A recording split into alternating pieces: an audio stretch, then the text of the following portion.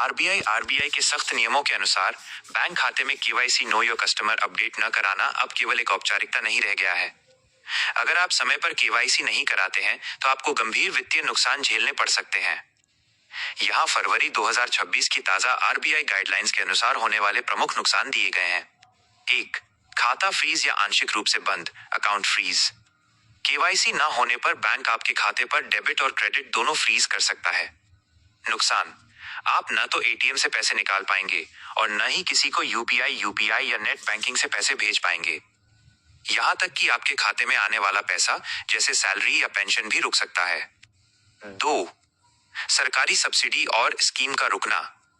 आजकल लगभग सभी सरकारी योजनाओं का पैसा डीबीटी, डायरेक्ट बेनिफिट ट्रांसफर के जरिए आता है। नुकसान: अगर आपका बैंक केवाईसी अपडेट नहीं है तो आपकी गैस सब्सिडी, किसान सम्मान निधि या लाडली बहना जैसी योजनाओं का पैसा बैंक द्वारा रिजेक्ट किया जा सकता है। 3. चेक बाउंस और ऑटो डेबिट फेल होना। अगर आपने लोन की ईएमआई या बीमा इंश्योरेंस के लिए ऑटो डेबिट सेट किया है। नुकसान: केवाईसी पेंडिंग होने पर बैंक इन ट्रांजैक्शन को रोक देता है।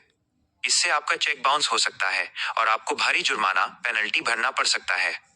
साथ ही आपका सिबिल स्कोर, CIBIL स्कोर भी खराब हो जाएगा। 4. फिक्स्ड डिपॉजिट, एफडी और निवेश पर असर। नुकसान: यदि आपकी एफडी मैच्योर हो गई है और केवाईसी अपडेट नहीं है तो बैंक उस रकम को आपके बचत खाते में ट्रांसफर करने या रिन्यू करने से मना कर सकता है। शेयर बाजार या म्यूचुअल फंड में निवेश करने वालों के लिए तो केवाईसी के बिना काम करना अब नामुमकिन है। आरबीआई की नई ease of doing business guideline 2026 update.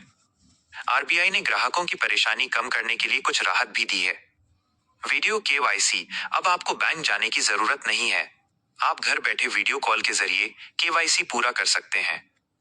Self declaration: अगर आपके पते या मोबाइल नंबर में कोई बदलाव नहीं हुआ है तो आप नेट बैंकिंग या ईमेल के जरिए सिर्फ एक सेल्फ डिक्लेरेशन देकर अपनी केवाईसी रिन्यू कर सकते हैं। डिजिटल डॉक्यूमेंट्स: अब डिजीलॉकर के जरिए दिए गए दस्तावेजों को बैंक मना नहीं कर सकता। केवाईसी के लिए जरूरी दस्तावेज चेकलिस्ट। दस्तावेज प्रकार: क्या जमा करें?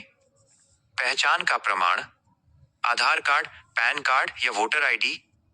पते का प्रमाण, आधार, बिजली बिल या पासपोर्ट।